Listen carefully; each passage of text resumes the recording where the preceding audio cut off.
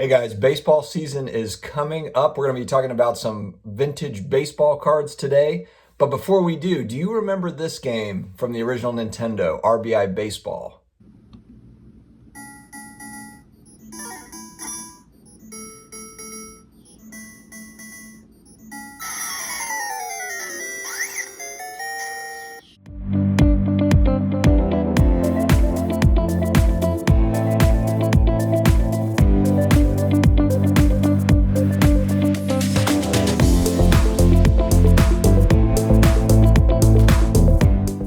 Hey, sports card collectors, investors, all of my collectibles friends, thank you very much for joining me here. It's Sunday morning. The weekend is just kind of blowing by. I'm not happy about it, to be honest.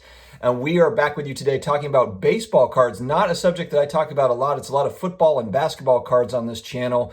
And I'm not a big baseball guy, but we've got spring training coming up. And the vintage baseball cards are really where I'm looking to kind of diversify. I'm not sure exactly where to get in based on some of the prices we're going to be talking about today. We're at a lot of all-time highs. And so I might have to wait on some of these cards. Full disclaimer, I'm not saying to buy or sell any of these cards. This is not that type of a channel.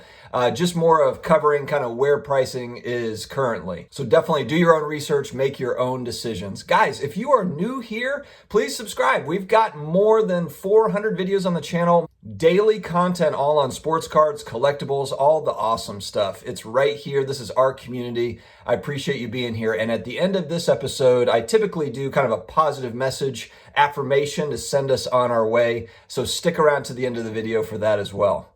Guys, the charts and graphs I'm using today are from Card Ladder. If you want to give it a shot, I've got a link in the video description. There's a 7-day free trial. Try it out. If you don't like it, you can always cancel it, and then it's $15 a month after that. But it's cool to be able to chart a lot of these cards, kind of see some historical pricing data. There's also a really nice My Collection feature that I use to kind of keep tabs on where my collection is. I really enjoy using the tool. Additionally, if you would like to support the channel with your Amazon purchases, we've got Amazon links in the description as well. And then qualifying purchases that are made through those links, we get a small commission off of that too. So thank you very much for supporting us. All right, guys, let's dive into it. I'm excited to talk about some of these cards. The first one is the 1933 Gowdy Babe Ruth in a PSA 1. Not a 2, a 3, an 8, or a 10, but a 1. There is a pop of 213 for this card. The pricing for this just kind of shows that regardless of grade, if you have got one of these kind of iconic vintage cards where there's just not a lot of them out there, and it's of these GOATs, these great players, in this case it's Babe Ruth, people will pay a pretty penny for it. And this is a card that from 2004 to 2018, you had regular sales kind of in that $800 to $1,500 range. As of August of 2020, we were at about $4,000, and now we are up to about $7,500. There was a sale at $7,500 here recently. And again, I just think that there's a lot of attention being put on important cards within this hobby. And this would be one of them, this set in particular, but especially with the Babe, one of the all-time great Yankees. This is a card that's still going to be important 50 years from now, 100 years from now. All right, next we got the 52 Topps Willie Mays in a PSA 6. Pop is 185 for this particular card. And this is one, again, it's the 52 Topps set. So you've got the big Mantle card in that set. This is one that it's a chase set in general. Willie Mays obviously being one of the all-time greats. This card is incredible. If you look from 2004 again to about 2015, there were sales in that $1,000 to $2,000 range. If you go to October of 2015 through April of 2020, cards sat at about $3,500 to $4,500. We saw sales, and then now this thing has gone up to as high as $25,000 for this card. And you just have to wonder, that 52 Topps Mantle that sold for $5.2 million, is this part of the trickle down effect that people are looking at this set in particular and just seeing where can I find potential values? And this is one that could just kind of stands out to me there. It's an awesome card. I mean, I wish that I owned any of these cards, but the 52 Topps baseball set I think is going to go. I mean, it's an iconic set, and I don't see that changing anytime soon. If we equate it to basketball, 86 Fleer basketball is probably, the basketball, this is the baseball equivalent. And again, I'm not a baseball card expert. I'm sure I will find folks in the chat that might disagree with me on that 52 Topps set. And I don't mind that. I don't mind feedback. I'm still learning the baseball card market, especially the vintage market. It's one that I want to get into. I just don't know if now is a time, like I said previously. But this is an amazing card.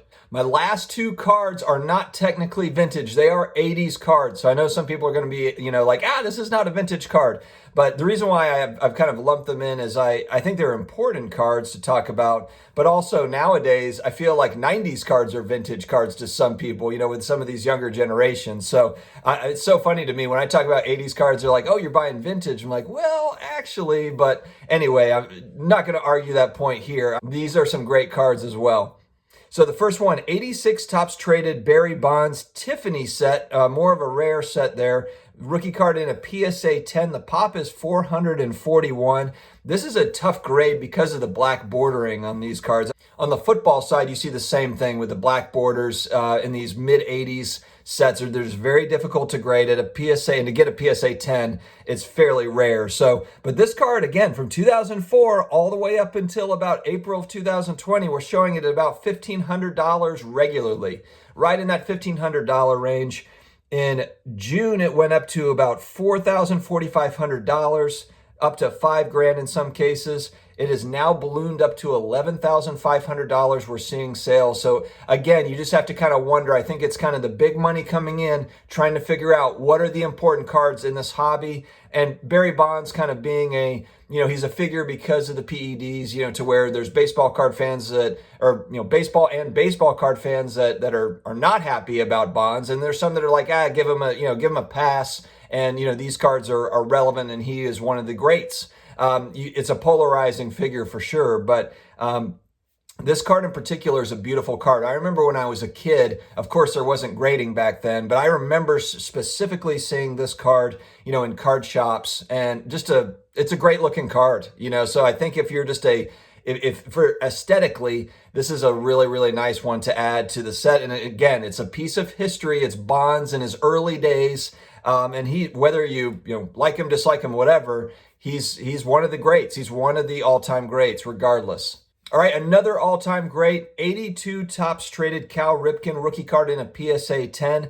I love aesthetically, again, the look of this card. It's a pop 388 for the PSA 10, so there's just not a lot of them. There's not a lot. It's not mega rare, but if you think about it, it's about the same as the Michael Jordan PSA 10 rookie card, where there's about 318, 320 of those. 388 of these Ripken rookie cards. From 2004 to May of 2020, $1,500 to $2,000, give or take.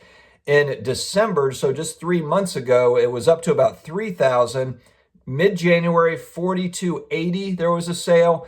And then now we've seen a sale at almost $8,000. So again, I would really like to kind of hear your thoughts on this. Do you think this is just a function of big-time investors coming in and trying to figure out the important cards? Do you think it's just, average kind of middle-of-the-road investors or collectors that are like, hey, I might not have another chance at this if these prices keep going up, so I'm going in.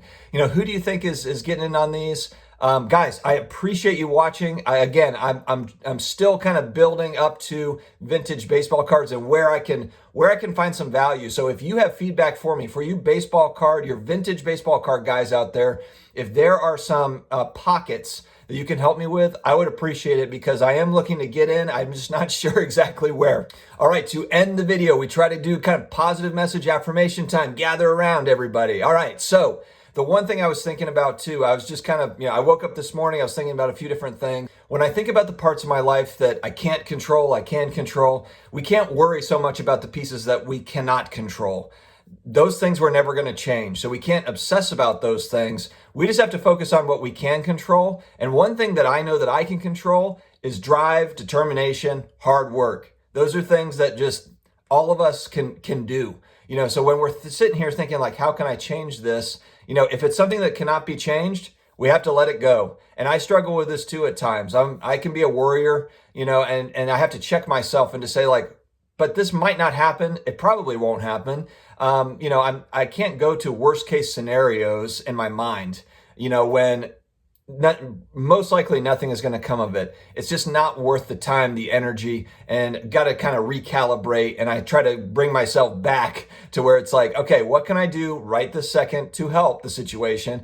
And if there's nothing I can do, and if there's nothing I can do in the future, then it's a gigantic waste of my energy and my thought process. Okay, so that's one thing that I think that we have to try to control is the hard work, drive, determination piece. That's on us. That's something that we can do. I wasn't gifted with all these different abilities. I can't dunk a basketball. I can't throw a football 100 yards like Josh Allen. But I can control what I can control and play, and I'm going to play to my strengths, whatever those are. And that's the way I have to run my life. So I think that's one thing too, is just, we all have some worry attached to us, especially if you have, you have children, there's a lot of other things. Maybe you have aging parents that you're trying to figure out, how to help them with health issues. What can you control today? Make the best of it. Just do the best that you can. So guys, have an awesome Sunday. I hope that everyone is just rocking it, has a great day today, and we will talk to you again tomorrow morning. Take care, guys.